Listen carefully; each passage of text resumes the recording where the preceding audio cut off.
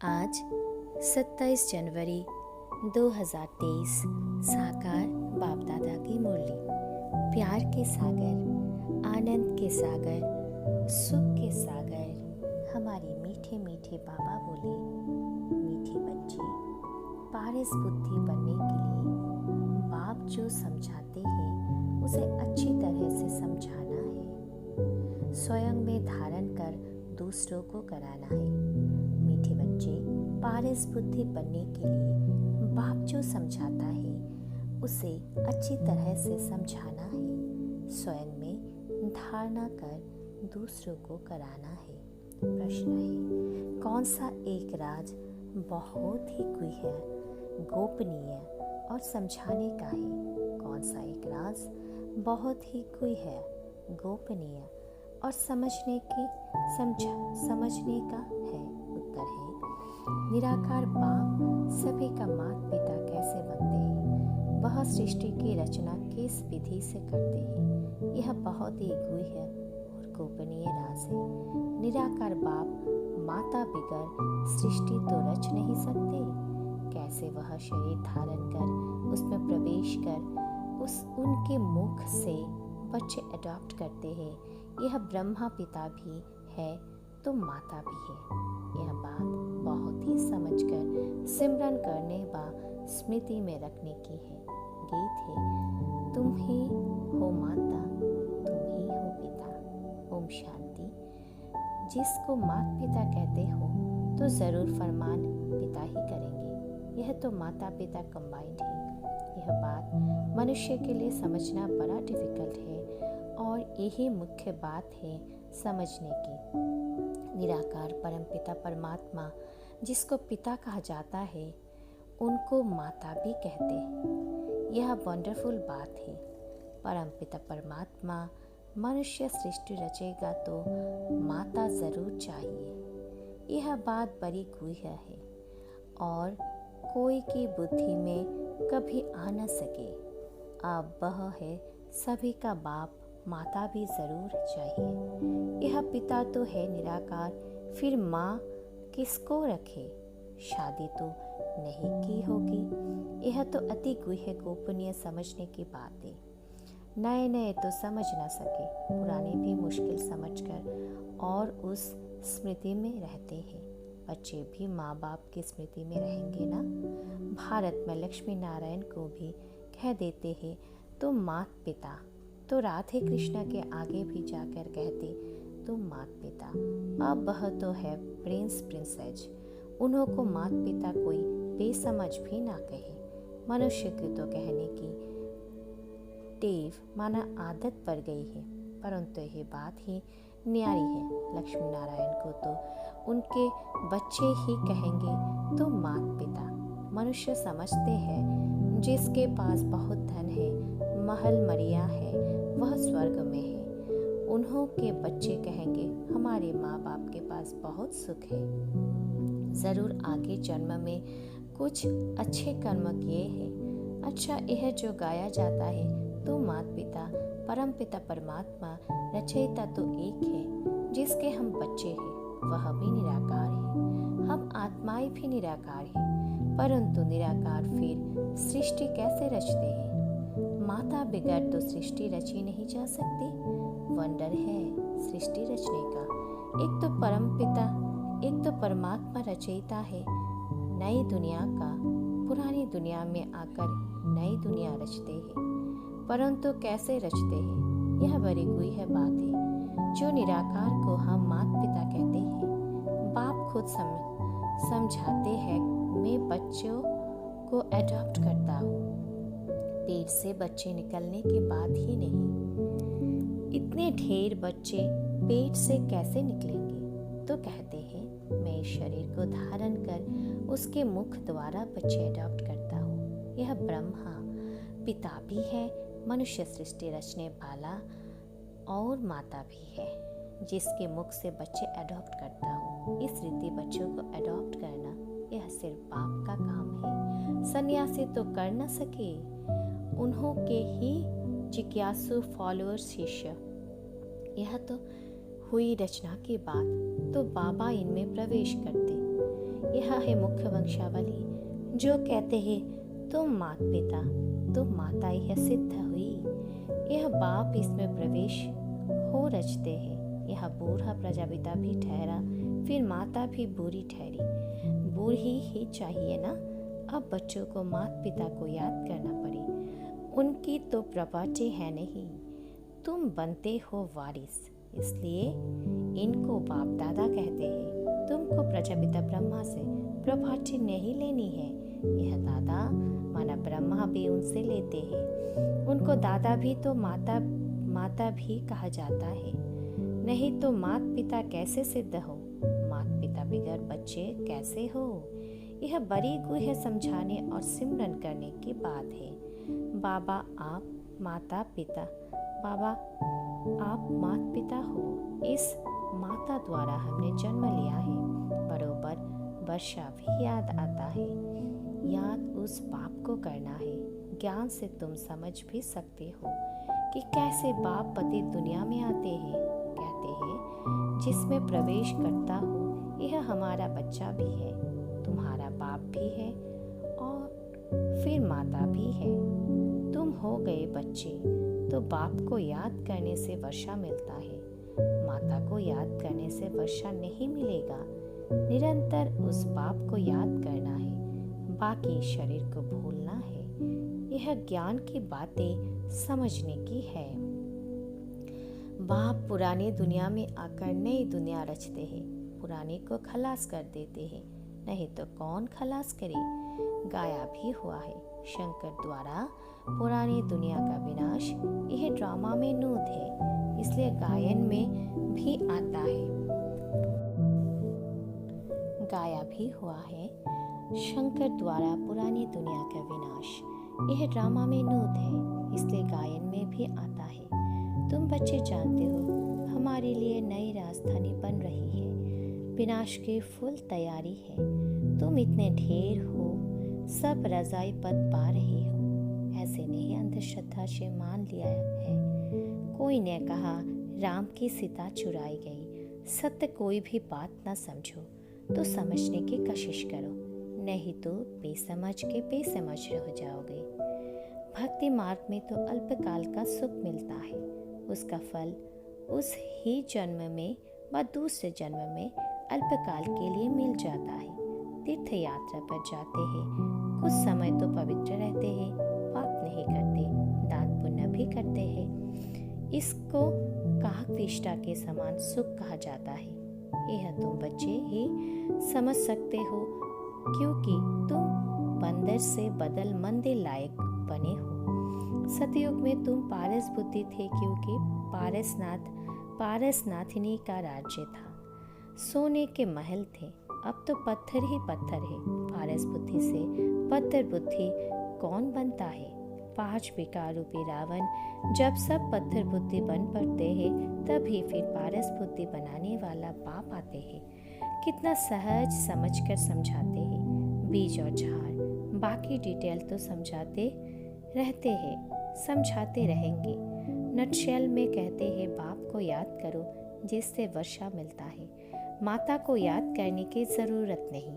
बाप कहते हैं बच्चे मुझे याद करो, तो ज़रूर बच्चों ने माता से जन्म लिया होगा। जन्म लिया बाप से वर्षा लेने के लिए, तो इस माता को भी छोड़ो, सब देहधारियों को छोड़ो, क्योंकि अब वर्षा बाप से लेना है। अब बच्चे समझ गए हैं कि हम आत्मा रूहानी बाप के बच्चे हैं और फिर जिस्मानी माता पिता के भी बच्चे बने हैं। वह बेहद क्या बाप नई सृष्टि रचते हैं। भारत स्वर्ग था ना, यह लक्ष्मी नारायण स्वर्ग के मालिक थे, अब नहीं है।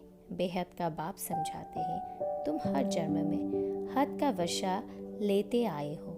नरक में तो है ही हद का वर्षा, स्वर्ग में हद का वर्षा नहीं कहेंगे, वह है बेहद का वर्षा, क्योंकि बेहद के अर्थात सारे सृष्टि के मालिक हैं और कोई धर्म नहीं है।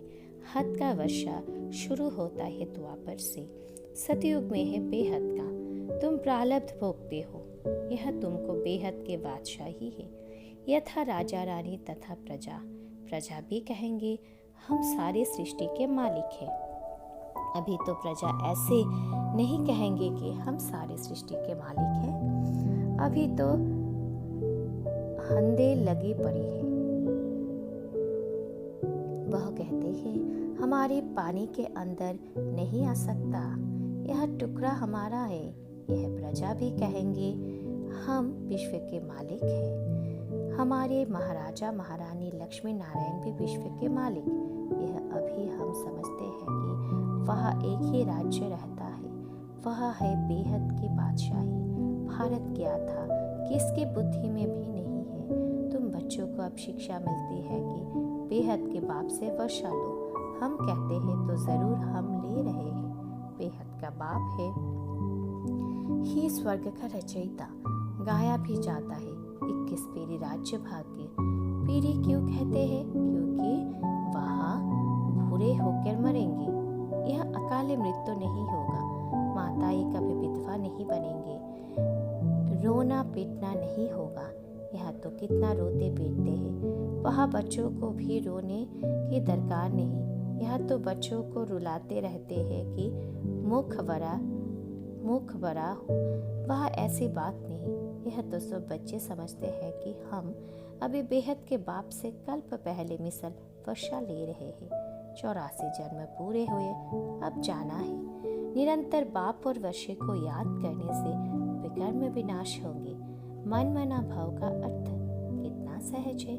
गीता भल छोटी है, परंतु उसमें कुछ ना कुछ तो सच है ना।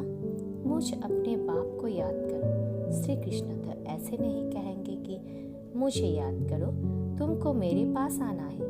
परमात्मा अभी स्वर्ग आत्माओं को कहते हैं कि तुम सभी आत्माओं को मच्छरों सदृश आना है। तो जरूर आत्मा परमात्मा बाप को ही फॉलो करेगी। श्री कृष्ण ऐसे नहीं कहेंगे कि मुझ आत्मा को याद करो, उनका नाम ही कृष्ण है। आत्मा कोई भी नहीं कह सकते। आत्माएं सभी भाई भाई हैं। यह तो बाप कहते हैं मैं निराकार हूँ, मुझ परम आत्मा का नाम है शिव। तो श्री कृष्ण कैसे कहेंगे? उनको तो शरीर है। शिव बाबा को तो अपना शरीर है नहीं। शिव बाबा कहते हैं बच्चे, तुम्हें भी पहले अपना शरीर नहीं था। तुम आत्मा निराकार थी, फिर शरीर लिया है। अब तुमको ड्रामा के आदि मध्य अंत की स्मृति आई है। बाप सृष्टि कैसे, कब और क्यों रचते हैं? सृष्टि तो है ना, गायन भी है। ब्रह्मा द्वारा नई सृष्टि की रचना की, तो जरूर पुरानी सृष्टि से ही नई सृष्टि की रचना करते होंगे। कहते भी है मनुष्य से देवता बनाया। बाप कहते हैं मैं तुमको इस पराई से मनुष्य से देवता बनाता हूँ। पूज्य देवता थे, फिर पुजारी बन गए हो। मनुष्य तो समझाते नहीं कि 84 जन्म कैसे लेते हैं। क्या सभी 84 जन्म लेंगे? सृष्टि वृद्धि को प्राप्त करते रहते हैं, तो सभी कैसे 84 जन्म लेंगे? जरूर जो पीछे आएंगे उनके जन्म कम होंगे। 25-50 वर्ष के अंदर 84 जन्म कैसे लेंगे? यह है स्वदर्शन चक्र। उन्होंने फिर स्वदर्शन चक्र को एक हथियार का रूप बना दिया है। अब तुम आत्माओं को यह स्मृति आई है कि हमने 84 जन्म ऐसे ऐसे भोगे। अभी चक्र पूरा होता है, फिर से ड्रामा को रिपीट करना है। पहले पहले आदि सनातन देवी देवता धर्म जरूर चाहिए, जो प्राय लोप हो गया है। मनुष्य कहते हैं हे गॉड फादर रहम करो, तो बाप कहते हैं अच्छा तुमको दुख से लिबरेट कर सुखी बनाता हूँ। बाप का काम ही है सबको सुखी बनाना, इसलिए मैं कल्प कल्प आता हूँ। आकर भारत को हीरे जैसा बनाता हूँ, बहुत सुखी बनाता हूँ। बाकी सबको मुक्ति धाम भेज देता हूँ। भक्त चाहते भी है भगवान से मिलने, क्योंकि सुख के लिए तो सन्यासियों ने कह दिया कि यह काक पिष्टा समान सुख है। और दूसरा फिर कहते हैं ड्रामा का खेल है, मैं फिर आए ही नहीं मोक्ष को पाले। अब मोक्ष तो मिलना नहीं है, यह है बना बनाया ड्रामा। सारे सृष्टि की हिस्ट्री ज्योग्राफी को तुम बच्चे अभी जानते हो कि यह कैसे चक्र लगाती है, जिसको ही स्वदर्शन चक्र कहा जाता है। यह जो दिखाने हैं दिखाते हैं स्वदर्शन चक्र से सभी के सिर काटे। कंस वध का नाटक दिखाते हैं, ऐसे कुछ भी है नहीं। यह हिंसा के बिल्कुल बात ही नहीं। यह तो पराई है, पढ़ना है, बाप से वर्षा लेना है। बाप से वर्षा लेने के लिए किसको कत्ल करते हैं क्या? वह होता है हद का वर्षा। यह है बेहद के बाप के बेहद का वर्षा लेना। गीता में लड़ाई आदि की कितनी बातें लिख दी है, वह तो कुछ भी है नहीं। पांडवों की लड़ाई वास्तव में कोई के साथ है नहीं। यह तो योग बल से बेहद के बाप तो से तुम बच्चे वर्षा ले रहे हो नई दुनिया के लिए। इसमें लड़ाई की कोई बात नहीं। अच्छा, मीठे मीठे सिखिलदे बच्चों प्रति माता पिता बाप दादा का याद प्यार और गुड मॉर्निंग। रूहानी बाप के रूहानी बच्चों को नमस्ते।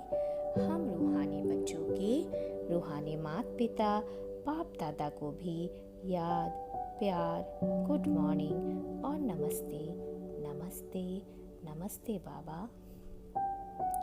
धारणा के लिए मुख्य सार।